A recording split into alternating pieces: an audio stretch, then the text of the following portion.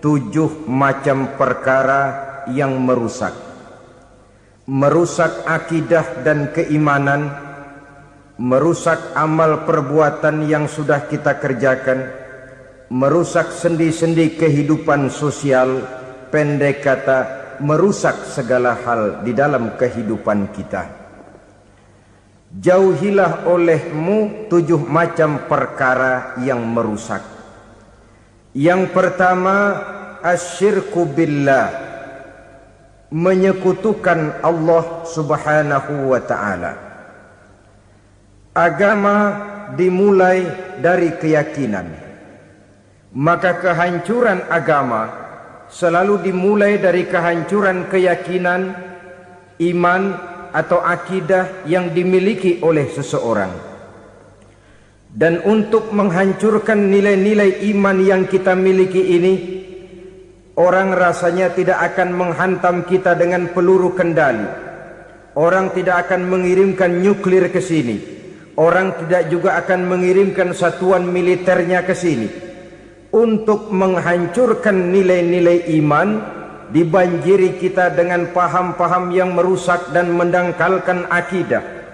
Baik ia bernama materialisme, baik ia bernama sekularisme, baik ia bernama banjirnya maksiat dan munkarat, baik ia bernama banjirnya peradaban dan kebudayaan yang menghancurkan moral daripada anak-anak kita, sedikit demi sedikit melenturkan dan melunturkan nilai-nilai keimanan kita, untuk kemudian pada waktunya nilai iman itu akan bertukar dan berganti menjadi nilai syirik kepada Allah subhanahu wa ta'ala. Atau pada sisi lain, menjadikan yang selain Allah sebagai tujuan akhir daripada kehidupan kita. Sedangkan kita sama-sama maklum bahwa di dalam pandangan agama Islam, dosa yang tidak berampun, dosa yang terbesar, termasuk dalam kategori bapak moyangnya dosa, tidak lain adalah syirik, yakni menyekutukan Allah subhanahu wa ta'ala. Pola penghancuran iman ini memang berstrategi. Ditawarkan kita kepada paham materialisme, paham kebendaan, di mana otak menempati urutan sebagai ranking pertama, Tuhan jatuh pada urutan kedua. Lalu menyusul kepada paham sekularisme, Allah dipisahkan dari seluruh kegiatan hidup ini, untuk pada gilirannya menjadikan yang selain Allah sebagai tujuan akhir daripada seluruh kegiatan hidup kita. Oleh karenanya, kewajiban menjaga nilai-nilai iman ini merupakan kewajiban yang mulia tetapi berat. Tidak hanya untuk kita, tetapi juga bagaimana mewariskannya kepada anak-anak kita, generasi yang akan datang.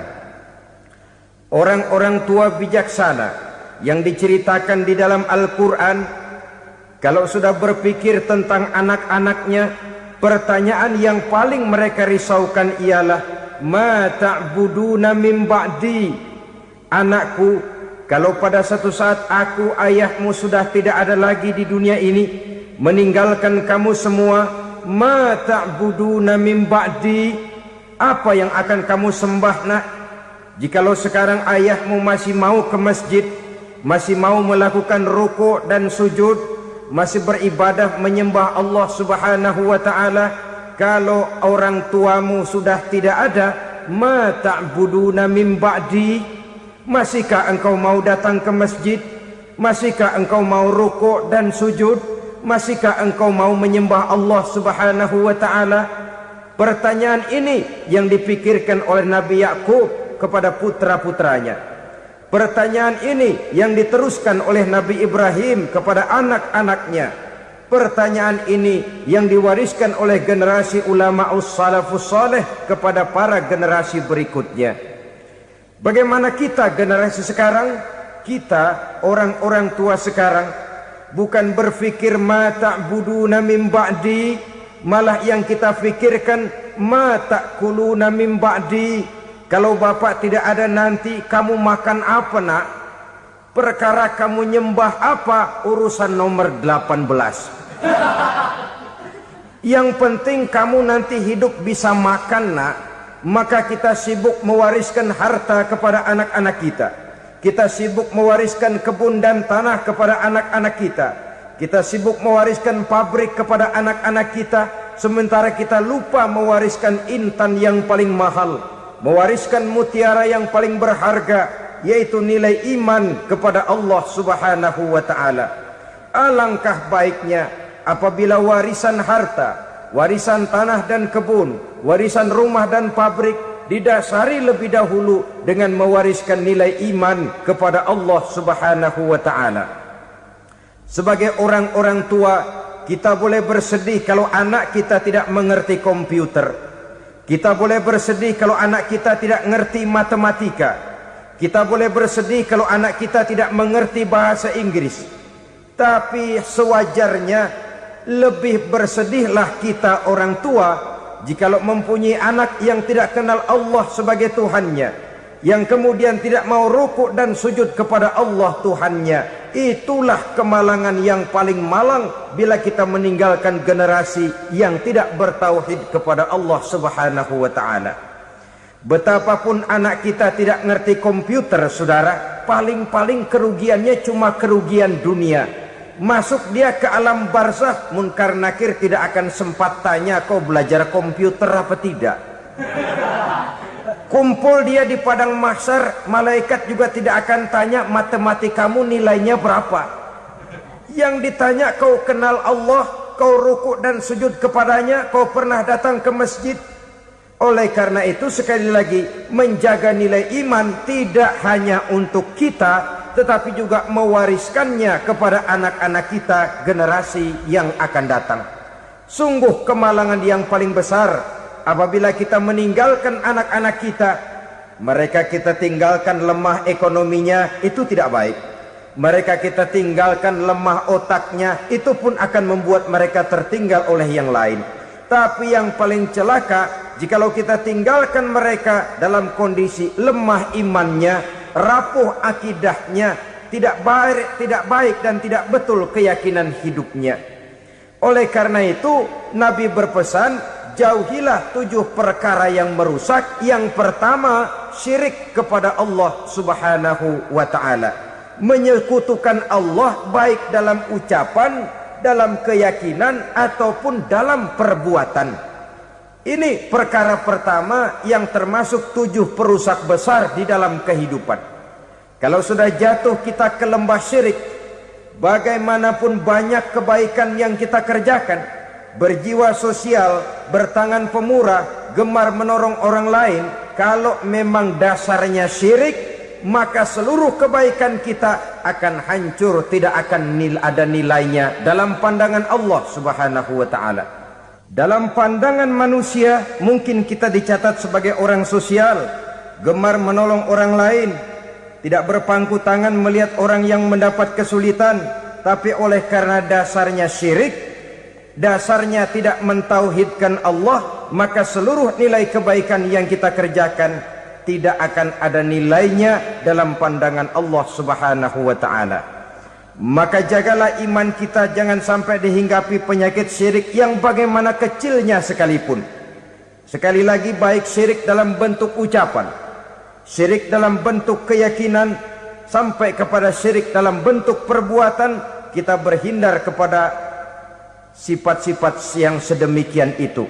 Karena apa? Dalam satu ayat Quran Allah Subhanahu wa ta'ala menjelaskan, innallaha la yaghfiru ayyushraka bih wa yaghfiru ma duna dzalika liman yasha.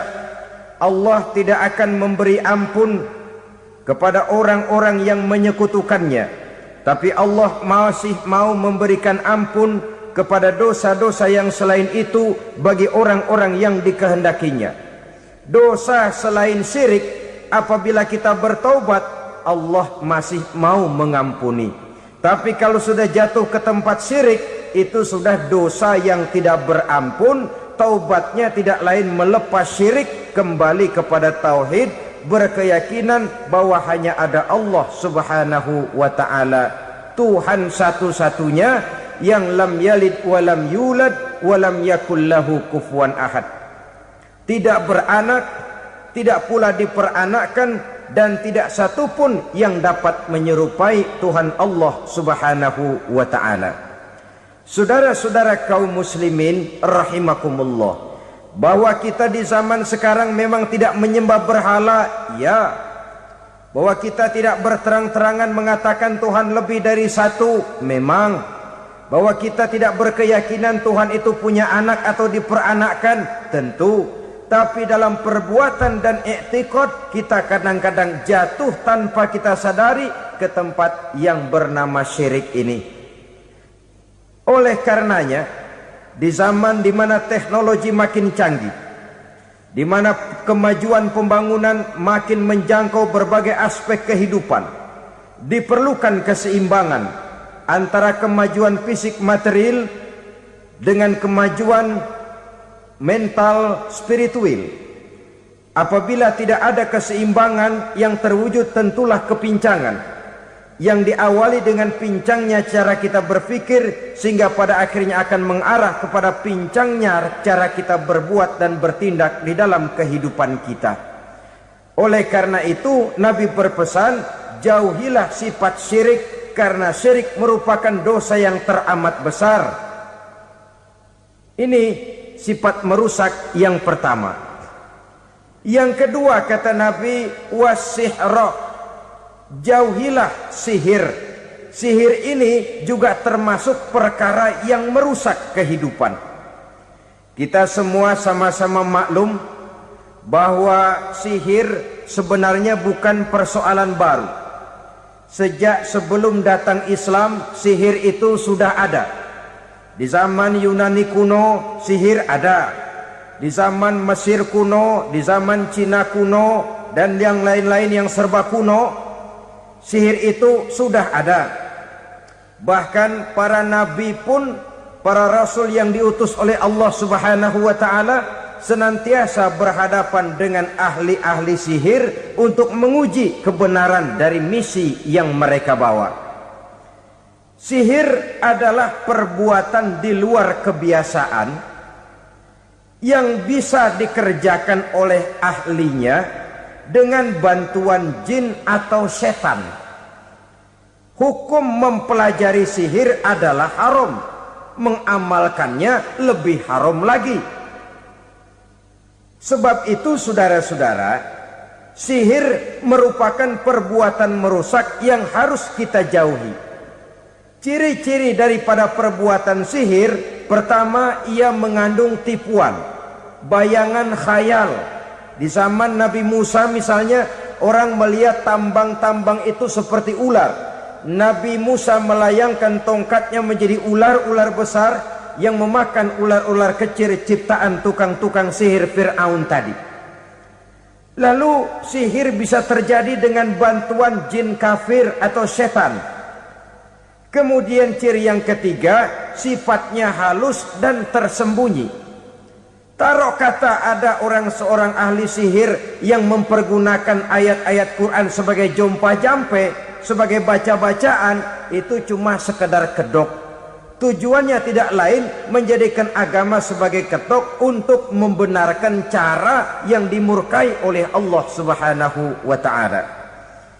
Satu hadis yang diriwayatkan oleh Imam Bazar dan Tabrani, Nabi berpesan, laisa minna man tatayyara lahu au takahhana au tukuhhina lahu au sahira lahu. Tidak termasuk ke dalam golonganku, kata Nabi. Tidak termasuk umatku. Siapa mereka? Man tatayyara lahu, orang yang bertatoyur. Apa tatoyur itu? Dari kalimat toyaro, artinya terbang. Toir biasa diartikan dengan burung. Tatoyaro percaya kepada suara-suara burung. Man tatayyara lahu, mempercayai, meyakini dengan benar-benar kepada suara beburungan. Kan suka ada itu, nah bunyi burung tuh, maling liwat. Maling liwat. Burung bunyi, maling liwat. Itu termasuk tatoyaro lahu, percaya kepada suara burung. Kan aneh kalau suara orang nggak dipercaya, suara burung malah dipercaya. Ada ustadz ceramah, kiai ngaji, nggak mau didengerin, burung dengerin bener. Nah, suaranya dari sebelah mana? Belah kulon. Nah, itu tandanya ano. Habis dihitung-hitung. Itu termasuk tatoyaro lahu. Au takahana, atau bertenung, au tukuhina, atau minta ditenungkan, au sahirolahu, atau melakukan perbuatan sihir, atau minta disihirkan. Laisa minna, tidak termasuk ke dalam golonganku, kata Nabi. Sehingga dengan demikian saudara-saudara, menghadapi sihir dengan sihir sekalipun termasuk perbuatan yang tidak diajarkan oleh agama. Kita kan mempelajari sihir untuk jaga diri, tidak apa-apa. Yang dilarang mengamalkannya, dilarang juga mempelajarinya. Sebab orang kalau sudah mengetahui, biasanya lalu terangsang untuk mencoba. Kalau percobaannya berhasil, biasanya terangsang untuk coba lagi dan coba lagi. Pada akhirnya ketagihan, lalu beralih menjadi profesi, apalagi itu nanti bisa mendatangkan hasil uang. Saudara-saudara kaum muslimin rahimakumullah, kita manusia makhluk nyata. Kita hidup di alam nyata, terikat oleh sunnatullah, causality. Oleh karenanya, bagi kita keyakinan yang penuh, keikhlasan di dalam bertuhankan Allah, penyerahan diri sepenuhnya hanya kepadanya, itu sudah merupakan obat penangkal yang sangat ampuh agar kita tidak terkena penyakit-penyakit yang dibuat oleh setan dan para pembantunya.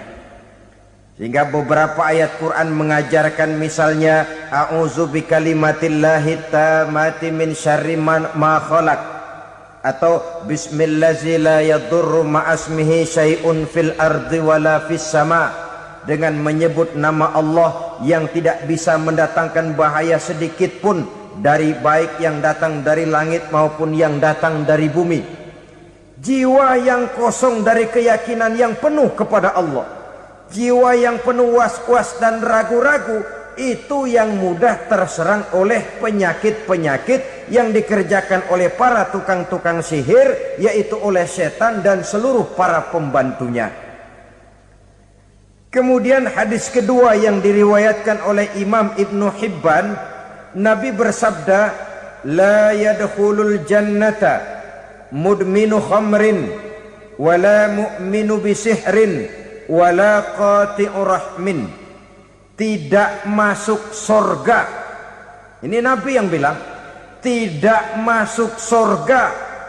Siapa itu?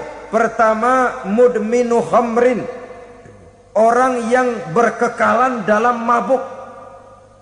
Selalu mudminun itu sudah menjadi perbuatan rutinnya, tidak kapok-kapoknya, teler seumur hidup. Mudminu khamrin, tidak masuk surga orang yang selalu bermabuk-mabukan. Yang kedua, wala mu'minu bisihrin, orang mukmin tapi main sihir. Ini juga oleh Nabi diperingatkan, tidak akan masuk surga orang mukmin tapi suka main sihir. Wala qati'u rahmin, dan tidak juga orang yang memutuskan silaturahmi. Tiga macam manusia yang diperingatkan Nabi tidak akan masuk surga: orang yang selalu mabuk, orang mukmin yang main sihir, dan orang yang memutuskan silaturahmi. Saudara-saudara kaum muslimin rahimakumullah. Lalu orang berkata, kenapa dilarang kita bersihir? Padahal Rasul sendiri kan punya mukjizat. Nah, kita memang harus membedakan antara mukjizat dengan sihir. Dalam kehidupan agama kita kenal ada yang namanya mukjizat, ada yang namanya karomah atau keramat biasa diucapkan, ada yang namanya maunah, ada yang namanya irhas, ada juga yang namanya sihir. Kesemuanya ini berbeda, saudara-saudara. Yang dinamakan mukjizat itu khusus untuk para rasul saja. Satu kejadian luar biasa yang terjadi dilakukan oleh rasul atas izin dari Allah Subhanahu wa taala.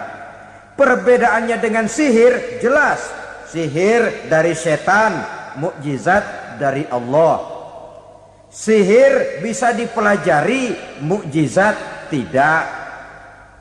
Sihir umumnya untuk maksud-maksud yang tidak baik, sedangkan mukjizat untuk memperkuat kebenaran yang disampaikan oleh para rasul dan ditentang oleh umatnya. Bahkan kafir Quraisy dahulu menganggap orang-orang ahli sihir itu berada dalam satu posisi yang hina, sehingga mereka mengatakan dan menuduh Nabi Muhammad sebagai tukang sihir. Tuduhan sebagai tukang sihir adalah tuduhan yang sangat aib dan hina. Di tengah masyarakat kufar jahiliyah, kedudukan tukang sihir dipandang sebagai kedudukan yang hina, sehingga mereka mengejek Nabi dengan sebutan tukang sihir. Jadi mukjizat hanya untuk Rasul saja. Kemudian karomah. Karomah ini asal kata dari karoma, kehormatan, kemuliaan yang diberikan Allah kepada hamba-hambanya yang rajin mendekatkan diri kepadanya. Oleh karena ketekunannya melaksanakan ibadah, Allah memberikan keistimewaan kepada orang itu, yang dengan keistimewaannya dia bisa mengerjakan yang tidak bisa dikerjakan oleh orang lain. Karomah hanya bisa dicapai dengan prestasi ibadah. Kalau sihir mau ibadah apa enggak, asal dia belajar, bersatu dan berteman dengan setan, memenuhi persyaratan-persyaratan setan, biasanya lalu bisa. Sedangkan karomah tidak mungkin terwujud tanpa orang mendekatkan diri sedekat-dekatnya kepada Allah Subhanahu wa ta'ala. Maka kita lihat biasanya orang-orang yang punya ilmu sihir, mukanya rata-rata nggak enak dilihat. Kumuh, jauh dari air wudhu, jauh dari sujud kepada Allah, malah berteman dengan setan, menjadi pelayan-pelayannya setan. Saudara-saudara, adapun maunah, keistimewaan yang diberikan Allah kepada hamba-hambanya yang belum sampai kepada tingkat wali, tapi orang itu lebih banyak kebaikannya daripada kesalahannya. Umpamanya, saudara jalan bertiga di pinggir jalan, saudara ada pada posisi di tengah, lalu bertiga ini ketabrak mobil. Menurut perhitungan saudara mati lebih dahulu. Tapi terjadi hal yang aneh, dua teman saudara mati, saudara malah cuma luka dan lecet sedikit saja. Apa itu? Kalau kita lebih banyak kebaikannya daripada kesalahannya, itu yang dinamakan maunah, pertolongan yang diberikan Allah kepada hamba-hambanya yang lebih banyak kebaikannya daripada kesalahannya. Sedangkan yang dinamakan irhas, kejadian luar biasa pada diri seseorang pada waktu dia masih kecil, yang menunjukkan tanda-tanda keistimewaannya. Itu umumnya pada para nabi pada usia kecilnya sudah ada irhas, tanda-tanda istimewa. Jelas baik mukjizat, karomah, maunah maupun irhas berbeda dengan sihir. Sihir ini jelas saja merupakan bantuan dan persekutuan antara manusia dengan setan. Padahal setan, kata Allah dalam Al-Quran, innahu lakum aduwwum mubin, sesungguhnya setan bagi kamu adalah musuh yang sangat jelas. Saudara-saudara kaum muslimin rahimakumullah, di zaman sekarang dalam menghadapi beban kehidupan yang makin pelik, menghadapi stres yang tidak kunjung selesai, menghadapi persoalan-persoalan yang teramat berat, orang sering mencari jalan keluar kepada hal-hal yang menurut pendapatnya bisa meringankan beban moralnya itu. Pergilah dia mencari sesuatu yang dapat meringankan bebannya. Dan tidak jarang yang jatuh ke pangkuan tukang-tukang tenung, ke pangkuan tukang-tukang sihir, yang mereka itu oleh Quran dijelaskan kadzabal munajjimun walau sodaku. Tukang-tukang tenung, tukang-tukang sihir, mereka itu bohong walaupun benar. Maksudnya bohong walaupun benar artinya kalau yang mereka kerjakan benar itu sih kebenaran. Benar dengan kebenaran itu lain. Kebenaran, kebetulan bisa, tapi tidak untuk selalu. Apalagi kalau itu sudah membahayakan kehidupan orang lain. Jadi oleh karena itu Nabi berpesan jauhilah daripada sihir. Kalau sudah jauhilah dari sihir artinya ya jauhilah daripada mempelajarinya, jauhilah daripada bergaul dengan orang-orang yang ahli di bidang itu, karena dari pergaulan segalanya bisa menular. Baiklah saudara, ini yang kedua. Yang ketiga pesan Nabi, wa qatlan nafsil lati harramallahu illa bil haq. Membunuh orang lain dengan cara yang tidak benar. Membunuh orang yang diharamkan oleh Allah Subhanahu wa taala untuk melakukannya kecuali dengan alasan yang benar. Kita tahu Islam adalah agama damai. Sesuai dengan namanya, ia tidak dikembangkan dengan pedang dan kekerasan. Ia dikembangkan dengan keteladanan dan tuntunan moral. Oleh karena Islam bukan agama kekerasan, Islam pun tidak mementingkan dan mengajarkan kekerasan kecuali dengan alasan yang benar dan bisa dipertanggungjawabkan.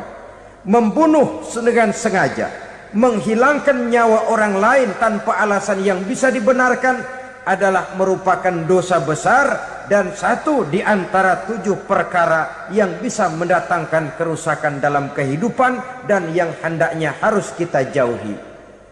Saudara-saudara kaum muslimin rahimakumullah, beberapa waktu yang lalu di sebuah kota kecil yang indah bernama New Auckland. Saudara tahu New Auckland? Itu dari Gunung Kidul masih ngidul lagi. Pernah diadakan satu seminar yang membicarakan bagaimana menyelamatkan masyarakat manusia dari bahaya Perang Dunia Ketiga. Diperkirakan kalau terjadi Perang Dunia Ketiga, manusia tidak akan tersisa. Sebab apa?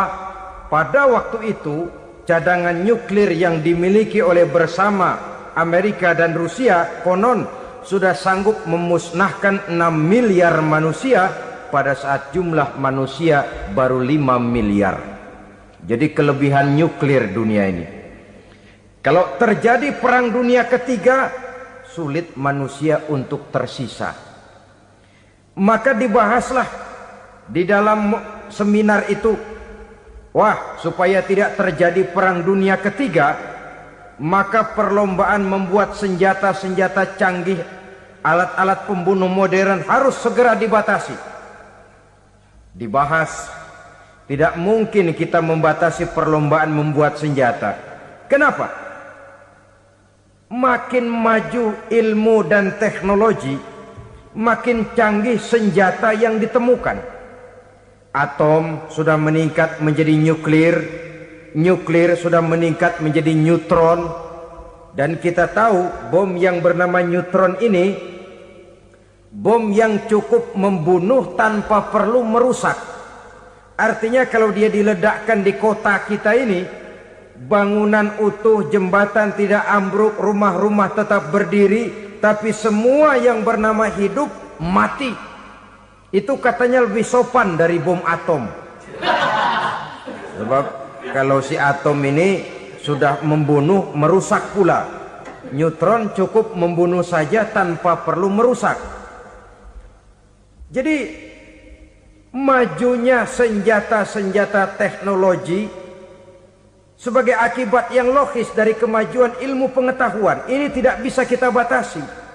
Dan memang sebenarnya yang bahaya bukan senjatanya, tapi manusia yang mengendalikan senjata itu. Mereka kembali kepada prinsip the man behind the gun. Bukan senjatanya yang bahaya, tapi manusia yang mengendalikan senjata itu yang bahaya. Walaupun senjatanya modern, katakanlah model M16 umpamanya, kalau yang mengendalikannya orang beriman, insya Allah aman. Tapi biar megang cuma senapan angin, kalau yang megang orang brutal, ngeri kita deket-deket. Apalagi kalau memang bukan ahlinya menggunakan senjata, bisa ngeker kaki kena jidat.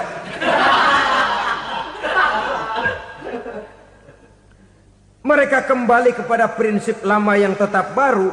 Bukan senjatanya yang harus dibatasi, manusia yang mengendalikan senjata itu yang perlu dibicarakan. Nah, kalau begitu, agar manusia tidak mempergunakan senjata sewenang-wenang, apa yang harus kita lakukan? Ya, manusianya harus bermoral. Ya, tapi moral yang mana? Di dunia ini banyak ajaran tentang moral. Itu pun mudah saja. Di sini kan kita undang saja ahli dari berbagai agama untuk membicarakan konsep perdamaian menurut agamanya masing-masing. Baik, setuju itu? Setuju. Maka tampillah para ahli agama, mereka kembali kepada prinsip moral daripada konsep yang terkandung di dalam ajaran agama untuk menegakkan perdamaian. Mula-mula naiklah ahli dari agama Hindu, dibacakan konsep perdamaian menurut ajaran agama Hindu, bahwa untuk damai manusia harus meninggalkan nafsu keduniaannya, menempuh samsara dan sebagainya untuk mencapai nirwana, menjauhi kemegahan dan kemewahan dunia. Ini lalu dibahas, rasanya juga tidak mungkin ini. Kemudian dari agama Nasrani, bahwa untuk damai manusia harus menciptakan sifat kasih sayang. Kalau ditampar pipi kiri, berikan pipi yang kanan. Kalau diberikan selendang, berikan baju. Nanti orang kasihan, lalu dia tidak akan nampar lagi. Ketika ini dibahas, ternyata rasanya pun tidak mungkin bisa diterima. Karena apa? Di zaman sekarang orang ditampar pipi kiri, dikasih pipi kanan. Bukan kasihan, gemes. Damai belum tentu, bonyok udah jelas. Lalu ketika dibacakan konsep perdamaian menurut Quran, di mana disampaikan ayat wa jazaa'u sayyi'atin sayyi'atun misluha faman afa wa aslaha fa ajruhu 'ala Allah. Balasan terhadap satu kejahatan adalah kejahatan yang seimbang. Tetapi barang siapa yang memberi maaf dan mencari jalan damai, itulah yang terbaik dan akan mendapat pahala dari Allah Subhanahu wa ta'ala. Kamu tidak salah ditampar pipi kirimu, tampar lagi pipi kirinya sekeras dia menampar pipi kirimu. Nanti orang tidak mau menampar kita karena dia tahu kalau dia tampar kita, dia akan menderita tamparan sekeras dia menampar kita. Akan terjadilah prinsip saling hormat menghormati, tidak saling ganggu, tidak saling usil, tidak saling jahil. Atas dasar ini perdamaian bisa ditegakkan.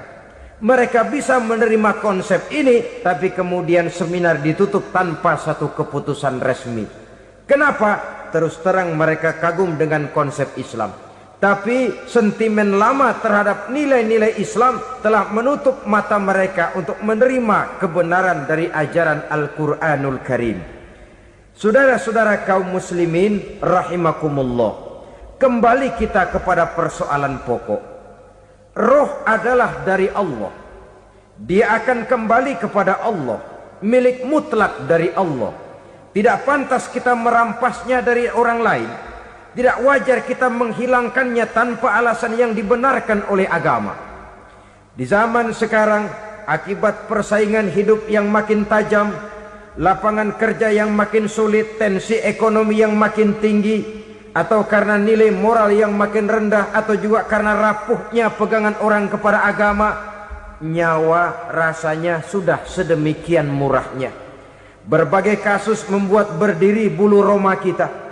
Ada mayit, ada manusia dipotong 6, dicincang macam kambing. Ada yang dipotong 5, ada yang dipotong 13, dikardusin, dibuang ke tempat sampah. Inna lillahi wa inna ilaihi raji'un. Gejala apa ini? Kanibalisme. Manusia sudah demikian sadisnya, manusia sudah sedemikian buasnya, sehingga sesama manusia diperlakukan seperti hewan. Padahal hewan sendiri belum pernah macan makan macan, bagaimanapun buasnya macan. Belum pernah serigala memakan serigala, bagaimanapun brutalnya serigala. Tetapi manusia makan manusia di zaman sekarang kadang jadi kenyataan dalam kehidupan kita. Kadang persoalannya remeh saja. Soal uang 200 perak, pisau bicara, nyawa melayang. Soal rokok sebatang, celurit bicara, nyawa melayang. Soal-soal yang sama sekali tidak prinsip, begitu mudah kita menghilangkan nyawa orang lain. Padahal Nabi pernah memperingatkan, apabila dua orang muslim sudah berkelahi dan berbunuh-bunuhan, al-qatil wal maktul finnar, yang membunuh dan yang terbunuh dua-duanya neraka. Sahabat heran, ya Rasul, kalau yang terbunuh, kalau yang membunuh masuk neraka itu sih wajar, tapi yang terbunuh kenapa neraka juga? Beliau menjawab, dua-duanya sudah punya niat untuk saling membunuh. Niatnya itu yang diponten. Yang terbunuh cuman lagi apes aja, keduluan dia.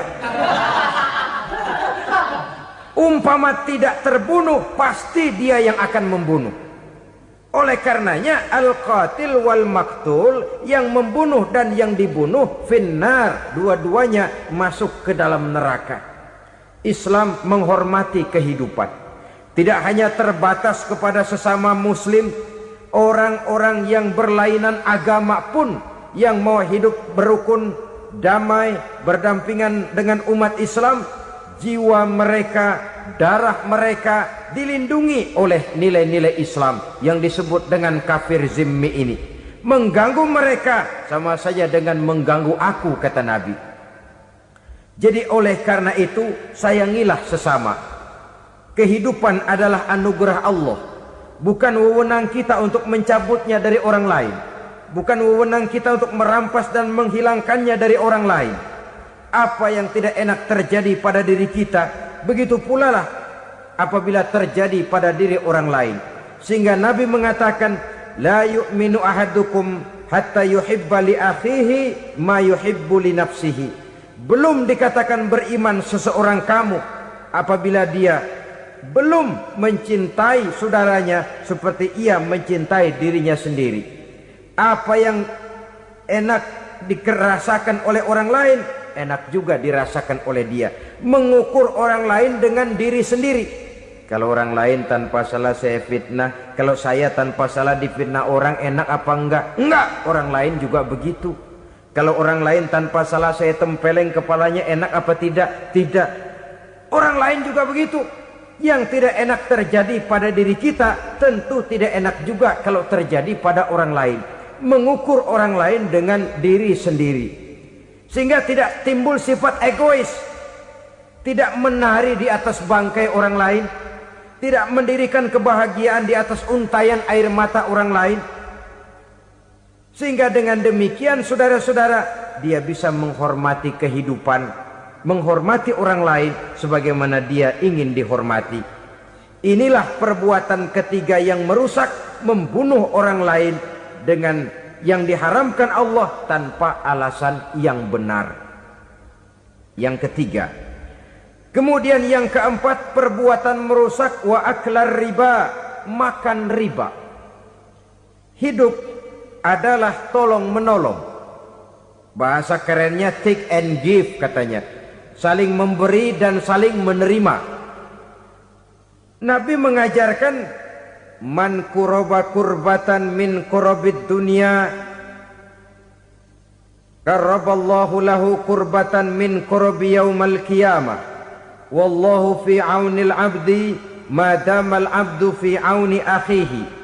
Siapa yang meringankan beban dari beban-beban yang dirita seseorang di dalam kehidupan dunia, Allah akan meringankan bebannya daripada beban-beban yang harus dipikulnya di hari kiamat nanti.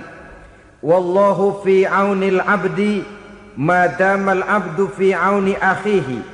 Allah senantiasa akan menolong seorang hamba selama hamba itu masih mau menolong saudaranya. Allah selalu akan menolong seorang hamba selama hamba itu masih mau menolong saudaranya. Apabila kita sudah berpangku tangan terhadap kesulitan orang lain, biasanya pun pada saat kita mendapat kesulitan, kita akan sulit juga memperoleh pertolongan. Nah, riba alias renten, kedoknya adalah menolong orang, tapi sama juga bulu buntutnya dilepas, palanya dicekek. Menolong orang pada akhirnya menjadi beban bagi seseorang, dan memang mencari orang-orang yang berada dalam posisi kesulitan. Biasanya di daerah-daerah di mana musim paceklik jadi lapangan kerja sulit, sedangkan urusan perut tidak bisa ditunda. Akhirnya orang terjebak ke dalam rentenir, ke dalam riba, ke dalam renten. Bunga berbunga, sehingga satu saat jumlah bunganya bisa lebih besar dari jumlah pinjaman pokoknya. Kemudian kalau juga ternyata tidak bisa dibayar, rumah jadi taruhan. Memang rumah satu-satunya, begitu rumah ditarik mulain camping. Bukankah pada akhirnya akan mewariskan kesengsaraan? Oleh karena itu, kepada kita berusahalah jangan berhubungan dengan rentenir, jangan makan renten dan riba. Kepada mereka yang melaksanakan riba, walaupun mendatangkan keuntungan materi, tapi percayalah harta yang didapat dengan jalan riba tidak akan membawa keberkahan. Manakala tidak membawa keberkahan, dia tidak akan mendatangkan ketenangan di dalam kehidupan kita. Oleh karenanya, memakan harta riba termasuk perbuatan yang merusak sendi-sendi kehidupan sosial, merusak kehidupan orang lain, merusak kehidupan masyarakat, tetangga, pergaulan, dan sebagainya. Yang kelima, wa akla malil yatim, memakan harta anak yatim dengan cara yang zalim. Nih, memang lezat. Anak yatim itu nggak tahu urusan apa-apa. Kita diamanahkan untuk mengurusinya. Kadang-kadang dibentuklah panitia penyantunan yatim piatu. Yatimnya mah tetap kelaparan, panitianya yang pada gendut.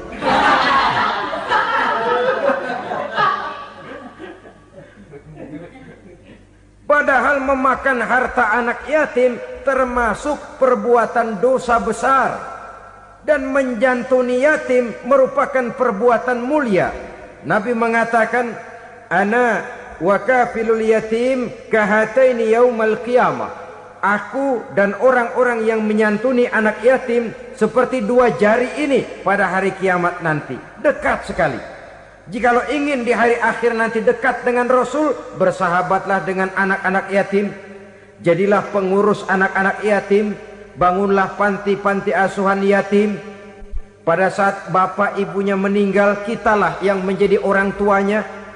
Bahkan sedemikian besar perhatian Islam terhadap anak-anak yatim ini, sehingga Quran memberikan peringatan, ara'aital ladzi yukadzibu biddin fadzalikal ladzi yad'ul yatim wa la yahuddu ala ta'amil miskin. Tahukah kamu siapa orang yang mendustakan agama? Beragama tapi dianggap dusta, solatnya dusta, puasanya dusta, karena agamanya sudah berdusta. Siapa mereka? Fazalikal ladzi yad'ul yatim, orang yang menyia-nyiakan anak yatim. Wala yahuddu ala ta'amil miskin, dan tidak pernah memberi makan kepada orang-orang yang menderita kemiskinan, menyia-nyiakan, meninggalkan anak yatim, termasuk perbuatan yang divonis kita sebagai orang yang mendustakan agama. Saudara-saudara kaum muslimin rahimakumullah, maka sangat dicela mengeksploitir anak-anak yatim, menjadikan mereka sebagai kedok untuk mencari kekayaan pribadi. Tetapi jikalau ikhlas, ganjarannya sangat besar, nilai pahalanya sangat besar. Menyantuni yatim tidak hanya setahun sekali. Kalau Muharram pakai istilah lebaran yatim, dibentuklah panitia, diberilah beras, uang 4-5 ribu rupiah, alhamdulillah. Tapi jangan lupa, si yatim tidak hidup cuma satu hari. Dia tidak hidup cuma di bulan Muharram saja, dia hidup 12 bulan dalam setahun. Sebagaimana anak-anak yang lain, dia juga berhak punya masa depan. Dia juga berhak menikmati bangku sekolah. Dia berhak mengenyam arti dan makna pendidikan. Dia berhak membekali diri dengan ilmu dan pengetahuan, seperti halnya anak-anak yang lain.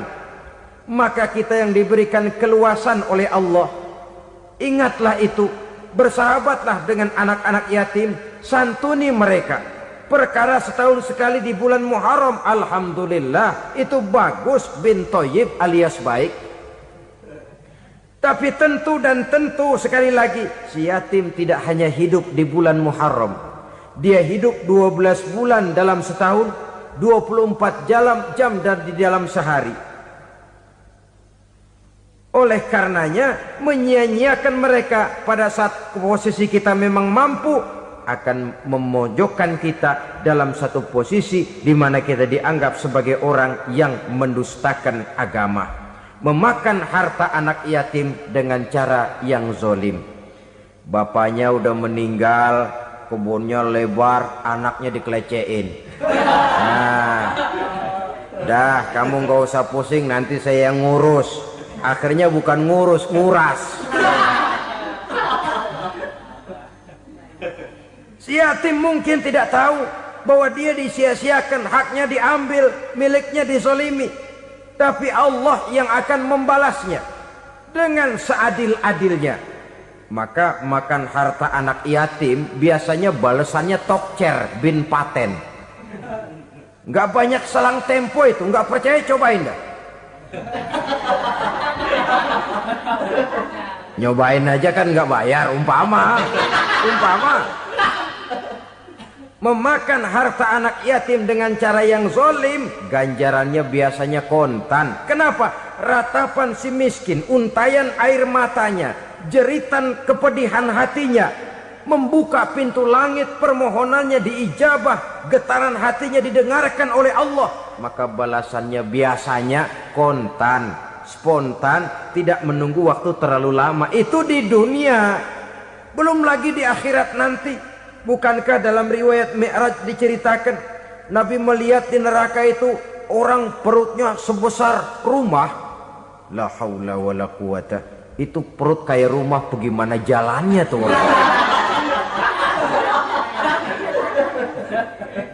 Dan memang gak jalan, diseret-seret oleh malaikat di neraka itu.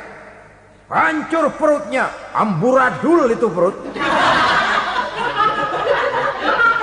Berantakan isinya, dibulatkan lagi, diseret lagi, hancur lagi, dibulatkan lagi. Sampai Nabi tanya, orang itu begitu berat siksanya kenapa ya Jibril? Itu Muhammad, waktu di dunia dulu rakus banget makan harta anak yatim. Begitu vonisnya, begitu menyedihkan nasibnya di akhirat. Tapi di dunia pun ketidakberkahan itu sudah membayangi kehidupannya. Oleh karena itu, kepada saudara-saudara yang mendapat titipan anak yatim, berbahagialah, karena semulia-mulia rumah adalah rumah yang di dalamnya ada anak yatim yang disantuni. Sehina-hina rumah adalah rumah di mana di dalamnya ada anak yatim yang disia-siakan. Begitu kata Nabi kita. Rumah yang paling mulia dalam pandangan Allah, rumah yang di dalamnya ada anak yatim yang disantuni. Rumah yang paling hina dalam pandangan Allah, rumah yang di dalamnya ada anak yatim yang nasibnya disia-siakan. Berbahagialah saudara apabila menjadi penyantun anak-anak yatim, pelindung mereka, sehingga mereka mempunyai masa depan sebagaimana anak-anak lainnya. Rasulullah sendiri sedemikian peka terhadap keadaan anak-anak yatim karena beliau sendiri memang mengalami umur 6 bulan dalam kandungan ibu, beliau sudah ditinggalkan oleh ayahnya. Pada saat berusia 6 tahun ibu sudah meninggal. Yatim piatu dalam usia di mana beliau sedang perlu belas kasih seorang ibu dan pengertian seorang bapa. Kepekaan itu lalu timbul, bahkan kemudian sampai kepada beliau berkata, aku dan orang yang menyantuni anak yatim seperti jari tengah dan jari telunjuk di hari akhirat nanti. Sedemikian dekatnya. Baiklah ya, jadi yang kelima, memakan harta anak yatim. Jauhi karena ini perbuatan yang merusak. Yang keenam, watawalli yaumaz zahfi, melarikan diri pada hari pertempuran. Apa ini? Khianat. Tidak konsekuen dengan konsep perjuangan.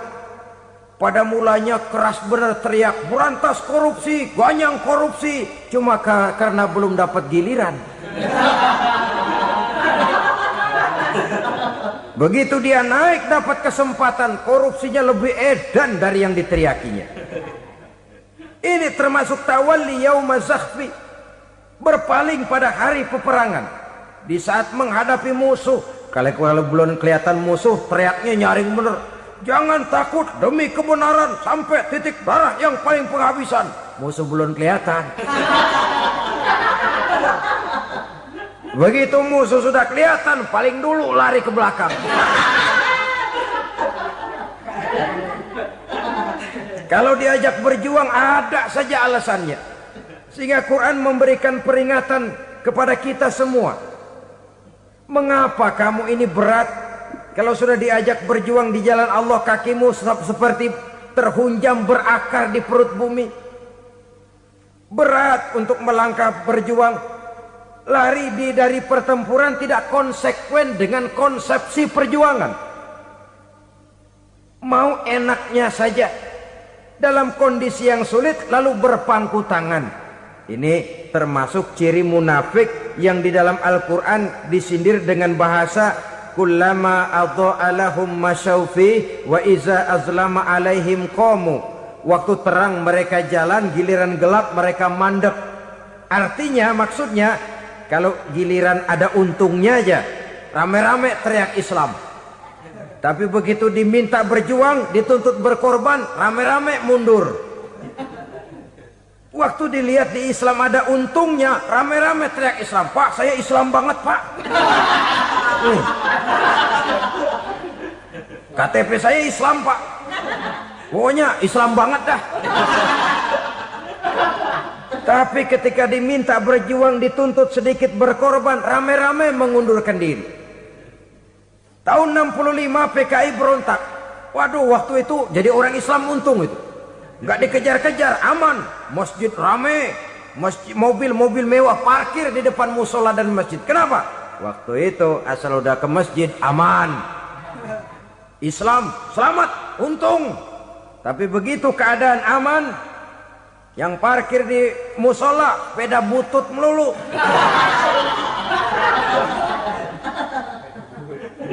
Waktu terang mereka jalan, waktu gelap mereka berhenti. Dikala di Islam ada untungnya, baru wah Islam bagus, Islam hebat. Tapi waktu dilihat ada kerugian, jangan bawa-bawa Islam dah. Jangan bicara soal Islam, ini kan bukan soal agama. Bukan soal agama. La haula wa la quwata illa billah. Beragama kita ambil talfik fid din, mengambil yang enteng-enteng saja dalam urusan beragama ini. Tidak konsekuen kita dengan Islam kita. Seolah kita mau memilih mana yang terasa cocok sama selera kita, kita teriak Islam. Beratan aja dikit, rame-rame berpaling. Itu termasuk tawalli yaumaz zahfi. Para pengkhianat, mental-mental hipokrit yang tidak mau konsekuen menghadapi segala bahaya. itu termasuk perbuatan yang merusak. Kenapa? Kalau cuma dia saja yang lari, mungkin tidak jadi soal. Tapi larinya ini akan mempengaruhi orang lain. Nah, pengaruhnya itu yang dicegah. Sebab kalau satu sudah mulai lari, yang lain mulai ngelirik. Ketika yang dilirik kemudian tidak ada reaksi, dia akan ikut lari. Artinya apa? Seorang muslim harus konsekuen dengan konsep perjuangannya, dengan keyakinan keagamaannya, dan tidak memilih yang enak-enak saja di dalam kehidupan beragama. Lari dari pertempuran, bermental khianat, mengkhianati agama, merupakan satu di antara sifat yang merusak. Terakhir saudara, wa qazfal muhsanatil ghafilatil mu'minat, menuduh perempuan baik-baik yang tidak tahu menahu tentang tuduhan yang dituduhkan kepadanya, menuduh perempuan mukmin yang baik-baik yang tidak tahu menahu tentang tuduhan yang dilakukan kepadanya. Fitnah lebih bahaya daripada pembunuhan. Orang yang tidak salah bisa hancur namanya, orang yang berniat baik bisa ambruk perjuangannya oleh karena fitnah. Sehingga dikatakan al-fitnatu asyaddu minal qatli. Fitnah lebih bahaya daripada pembunuhan. Maka memfitnah ini termasuk satu dosa di antara 7 hal merusak yang harus kita jauhi semampu kita, semampu-mampunya. Mengupayakan sebisa-bisanya jangan sampai terjebak ke dalam hal yang demikian. Nah, saudara-saudara, inilah saja pertemuan kali ini. Mudah-mudahan ada manfaatnya. Semoga Allah memberikan kekuatan zahir dan batin kepada kita untuk bisa menjauhi 7 perkara yang merusak ini. Selalu berusaha menyimpan sesuatu yang bisa membawa manfaat, baik untuk dirinya, untuk anak cucunya, maupun untuk keluarganya, untuk masa kini dan masa depannya. Kadang simpanan itu berbentuk uang, kadang berupa tanah, lain saat berbentuk pabrik, dan lain sebagainya. Sementara masa depan yang paling pasti adalah akhirat. Jika untuk masa depan dunia kita rela memeras keringat, membanting tulang, pergi pagi dan pulang petang, menyimpan uang, menyimpan tanah, menyimpan pabrik, pernahkah kita merenung jika satu saat kiamat datang, kita dibangkitkan dari kubur masing-masing, berdiri di padang mahsyar untuk mempertanggungjawabkan seluruh kegiatan hidup kita di dunia ini, lalu kita akan menuju ke alam akhirat. Sudahkah kita mempunyai simpanan untuk akhirat kita? Pada pertemuan kali ini saya ingin menyampaikan sebuah hadis di mana Rasulullah sallallahu alaihi wasallam bersabda, arba'un min kanzil jannah. Simpanan sorga ada 4 macam. Yang pertama, ikhfa'us sadaqah, menyembunyikan sedekah. Saudara-saudara kaum muslimin, sebagaimana yang kita maklum bahwa Allah Subhanahu wa taala melebihkan sebagian rezeki dari kita terhadap yang lain. Ada yang kaya, ada yang setengah kaya, ada yang miskin, ada yang setengah miskin, dan selanjutnya. Ada yang gajinya kecil tapi penghasilannya gede. Ada yang penghasilannya gede tapi nggak punya gaji. Ada juga yang memang gajinya gede dan penghasilannya gede. Kelebihan rezeki merupakan sunnatullah dan tidak harus membuat kita merasa lebih dari yang lain. Bahkan sebaliknya, kelebihan itu harus membuat kita ringan tangan untuk menolong mereka yang memang memerlukan pertolongan. Kalau saudara diberikan ilmu, maka pertanyaan akhirat cuma satu: ilmumu kau amalkan untuk apa? Kalau saudara diberikan umur yang panjang, pengadilan akhirat juga bertanya satu: umurmu kau habiskan di mana? Tapi kalau saudara diberikan harta, pengadilan akhirat akan bertanya 2: hartamu kau dapat dari mana, kau belanjakan kemana. Dari mananya ditanya, dan kemananya juga ditanya. Oleh karena kita akan dimintakan pertanggungan jawab, maka amanah yang bernama harta ini harus kita gunakan dengan sebaik-baiknya. Ada penggunaan yang merupakan kewajiban, itu zakat namanya. Ada penggunaan yang sewaktu-waktu, itu infak namanya. Ada yang lebih sewaktu-waktu lagi, dan itu sedekah namanya. Zakat dia terikat oleh haul dan nisab, oleh putaran batas waktu dan ukuran dari harta itu sendiri. Sedangkan infak terikat oleh situasi dan kondisi perekonomian seseorang. Sedangkan sedekah tidak terikat dengan apapun.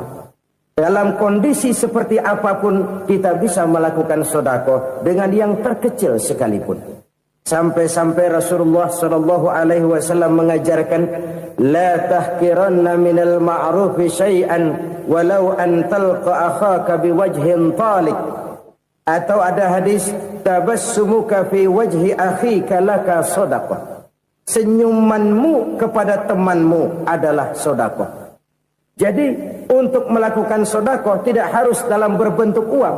Dengan ilmu kita bisa sedekah. Dengan tenaga kita bisa bersedekah, dengan pikiran kita bisa bersedekah, bahkan senyum kepada teman itu pun sedekah. Jadi kalau sedekah dengan uang memang belum punya uang, nyengir aja banyakin. Itu asal pada tempatnya, jangan lalu ketemu tiang listrik cengengesan. Tentu tidak pada tempatnya dan tidak wajar. Nah, sedekah yang paling dicintai Allah adalah sedekah yang disembunyikan. Artinya jauh dari sifat riya. Kan kadang-kadang ada orang sedekah itu disebutkan namanya. Apa tidak bagus? Kalau memang niatnya ikhlas, ya bagus-bagus saja. Untuk memberikan sugesti kepada yang lain. Di Fulan bin Fulan nyumbang sekian, diumumkan. Boleh kalau niatnya untuk memberikan rangsangan kepada yang lain supaya dia menyumbang lebih besar dari orang tadi. Tapi kalau itu mendatangkan riya, maka sedekah yang paling dicintai Allah adalah sedekah yang disembunyikan. Tangan kiri saja tidak tahu apa yang diberikan oleh tangan kanan. Sedekah yang dilakukan dengan ikhlas akan merupakan perbendaharaan surga. Tersembunyi dari pandangan orang lain, tidak seorang pun tahu. Karena memang sikap yang baik adalah melupakan kebaikan dan mengingat kesalahan. Itu salah satu ciri orang bahagia. Orang yang selalu mengingat kesalahannya dan berusaha melupakan segala kebaikannya. Kalau dia akan berada kebaikan, dia tidak bisa ikut, dia merasa rugi karena dia merasa belum pernah berbuat baik. Tapi kalau akan melakukan kesalahan baru, dia ingat kesalahan yang sudah-sudah, sehingga terhalang baginya untuk melakukan satu kesalahan baru. Demikianlah saudara-saudara, bahwa Allah melebihkan rezeki sebagian kita dari yang lain, agar terjadi tolong-menolong dalam kehidupan ini. Jadi kesenjangan yang nature, kesenjangan yang alami, itu sunnatullah. Ada yang kaya, ada yang miskin, ada yang kelas menengah. Nah, kenapa lalu sekarang kita berusaha mengentaskan kemiskinan? Oleh karena adanya kesenjangan struktural. Kalau yang kaya bisa semakin kaya, kenapa yang miskin tidak bisa naik jadi ikut sedikit kaya? Sebab pada dasarnya Islam adalah agama yang sejak turunnya sudah berupaya memerangi kemiskinan. Bahkan dikatakan kemiskinan itu mendekatkan kepada kekufuran. Orang kalau miskin udah dekat banget sama kafir. Gampang menjadi kafir. Berapa banyak saudara-saudara kita yang oleh karena soal perut, oleh karena soal materi, terpaksa meninggalkan dan menanggalkan akidahnya. Menjual petunjuk yang diberikan Allah dengan kesenangan dunia yang cuma sebentar ini. Na'udzubillah, thumma na'udzubillah. Jadi makin kita sembunyikan satu sedekah, semakin banyak perbendaharaan kita di surga. Sedekah yang paling dicintai Allah adalah sedekah yang disembunyikan. Malahan ada seorang sufi, dia punya kebiasaan kalau pergi sholat Jumat dia bawa uang, itu uang dia taruh di bawah tikar masjid. Dia niat sedekah kepada siapa saja yang nemuin itu duit. Maksudnya apa? Supaya yang nemuin nggak tahu siapa yang punya duit. Demikian dia saking ingin menyembunyikan sedekahnya. Karena sifat riya itu bisa memakan amal kita sendiri. Riya itu termasuk menyebut-nyebut kebaikan kita. Orang yang suka nepuk dada, sedikit-sedikit ngitungnya kalau nggak gua. Oh, kalau nggak gua tuh yang belah situ, kalau nggak gua. Iya, kalau nggak lu kenapa emang? Orang yang suka menepuk jasa. Biasanya memang begitu, saudara-saudara. Kalau perang lagi berkecamuk, orang nggak sempat ngaku jadi pahlawan. Tapi begitu perang selesai, yang kagak kenal bedil ngaku pahlawan, Mas. Itu sesuatu yang biasa. Oleh karenanya, orang-orang yang ikhlas dalam bersedekah, disembunyikannya sedekah itu, Allah cinta betul. Malahan ada hadis memberikan jaminan, inna shadaqatal mar'il muslimi tazidu fil umri wa tadfa'u mitatas su'i.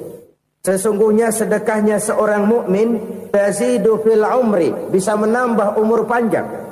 Wa tadfa'u mitatas su'i, dan menyelamatkan manusia dari mati secara su'ul khatimah. Jadi siapa yang kepengen panjang umur, banyaklah sedekah. Yang bosan hidup, pelit terus. Sedekah menambah panjang umur dan menyelamatkan manusia dari mati secara su'ul khatimah. Pak, katanya umur itu nggak bisa ditambah, nggak bisa dikurangin. Kapan? Kalau ajal sudah datang. Wa idza jaa ajaluhum la yastakhiruna sa'atan wa la yastakdimun. Kalau ajal datang tidak bisa dimajukan, tidak bisa dimundurkan. Itu kalau ajal sudah datang. Tidak bisa lagi umur ditambah dikurangi, sudah datang. Tapi kalau belum datang, itu kan haknya Allah. Mau ditambah, mau dikurangi, hak prerogatif Allah. Sebagai pencipta manusia, Allah maha kuasa dan maha mampu. Sedekah ini menambah panjang umur dan menyelamatkan manusia dari mati secara su'ul khatimah. Orang mati kan sama ya, kondisinya mati, nggak nafas. Tapi hakikat mati kan lain-lain. Ada yang mati itu husnul khatimah, baik akhirnya. Misalnya lagi ngaji mati, lagi sholat mati, lagi sedekah mati. Ini yang dinamakan dengan husnul khatimah, baik di akhirnya. Sebaliknya ada yang su'ul khatimah, jelek di akhirnya. Ini yang jadi catatan akhir. Lagi nyekek botol,